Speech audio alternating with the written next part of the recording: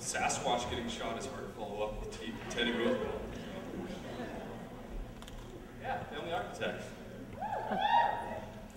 So, if any of you have been following a website called Kickstarter, you've probably seen in the last couple of days that they have a company that just started that raised $5 million for a company 100% owned. No VC capital funding, no AI funding, which is incredible. $5 million for their idea. They're creating their future because that's what they want. The best way to create the future, obviously, many of you have heard this before, is to create it, and that's what they've done. They put it on Kickstarter and they said, this is what we wanted to do. But they're using social capital, and one of the big pieces about that is that you're using collective or economic results to get what you want, to get what you want for your future. And Robert Putnam talks about this a lot in Bowling Alone. He suggests that social activity is declining. I heartily disagree with that, only because I don't think it's necessarily declining. I think it's just changing. I think it's morphing and evolving into something else. And I think that's evolved into online social media. Now, I think the game has changed. You have a 21-year-old who left school to pursue his idea from a prestigious school and altered social interaction forever. And a lot of you are probably thinking, Mark Zuckerberg. But in actuality, it's this guy right here, Philo Farnsworth. So, 80 years before Mark Zuckerberg came around, Philo actually invented the television. And with YouTube, obviously 75, 80, 90 years later, we can now share with anyone worldwide. But we need both online and offline networks. We need both breadth and depth within our relationships in order to create that future that we want. We can't just depend on only online networks. That's the wrong way to use social media.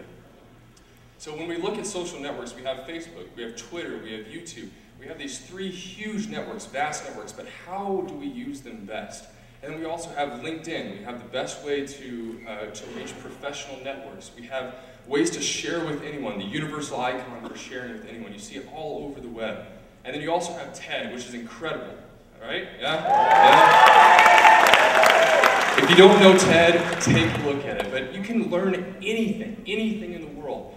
And it increases awareness. Social media increases awareness, but we still need word of mouth. We need the word of mouth that we're talking to friends. We trust friends, we trust our family, we trust our coworkers and what they say, not just online, but offline as well. So together, now, this is a controversial topic, but if you look at social media as a whole, what they did back in March, in the beginning of March, the first week of March, was absolutely astounding. They had 280,000 followers in 3 days.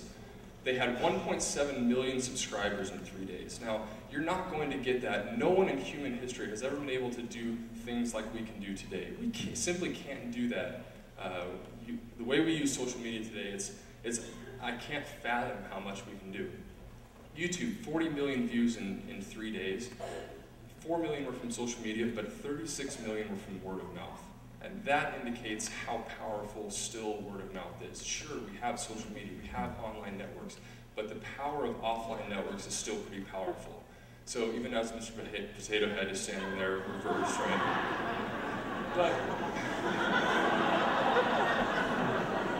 But we're still creating depth within current relationships. Like, we still need breadth, we still need depth, and that's where offline networks come in. You have Boise Young Professionals,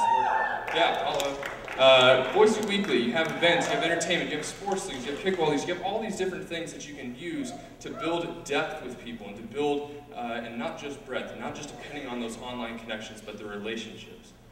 So what happens when we combine those things? And that's the question that I want to ask. If we use those well, if we use word of mouth, if we use the relationship building, and we use connections, we can be incredible. I mean, if you really think about it, like, that we have more power to direct our future and to direct what we want to do than any other human in history.